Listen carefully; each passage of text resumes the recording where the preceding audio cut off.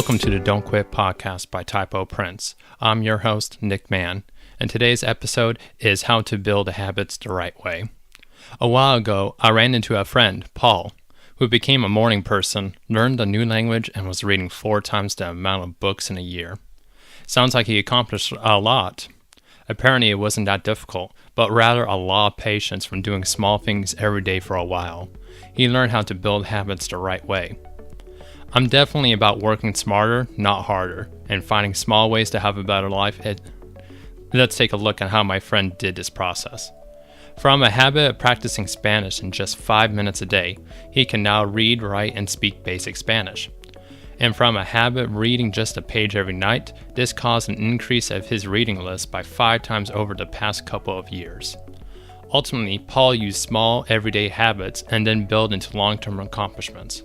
These 4 principles he used to stick to a new habit and had the most success. One thing is, he repeat one task daily. When Paul started building on better habits a few years ago, the biggest mistake he made was taking on too much at once. He would go from hardly reading a book to trying to read one a week, and also had a problem trying to get up at 5 a.m. from waking up at 9 a.m. The jump between where he was and where he wanted to be was such a change that he would fail a lot. That failure every day made it difficult to succeed. Habits are really just routines, and what he needed were small wins to gain that positivity that can make it happen. That's what he came with the idea to start small. By repeating that habit every day and not caring about how effective it was, he would be able to accomplish more. Quality first, quantity later. An example is flossing. Everyone either does or wants to floss every night. If you haven't and decided you were to floss every day for 5 minutes, you probably aren't going to last longer than a week.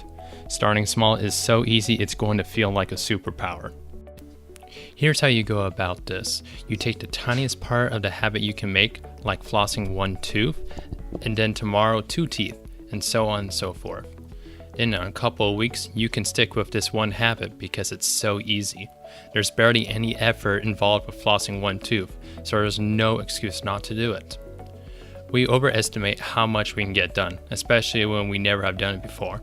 Instead, we should plan 20% of our time and energy we would like to do in order to be realistic. Here's a small process Paul went into detail about. He went into reading 1 page a night. He began every night with reading just that 1 page. Sometimes he would read more, but there were a few times he was only reading 1. He would count that as a win regardless. When the habit became strong, he started a timer for reading for 15 minutes, then eventually 30 minutes. Just 1 page started to add up to 8 books one year, 21 the next, and now at 32. That's almost 4 times. He worked on this habit for a year, which seems like a long time, but it wasn't looking back.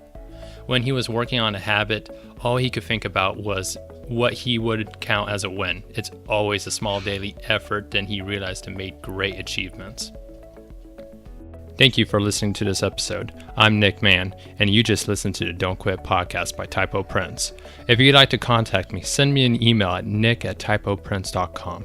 That is TYYPO Prints. Also, I encourage you to rate the show on iTunes, Stitcher, YouTube, and share with your friends. TyypoPrints makes dreamers into doers, and we got a whole set of caps for you to look at, made from 15% wool and 85% acrylic to calm your mind and cool your head, including a snap closure to make sure comfort for all sizes. Featuring inspirational design work by me. It's something you need to see to believe. For this special episode, use coupon code PODCAST at the checkout to get 10% off at TyypoPrints.com to look good today.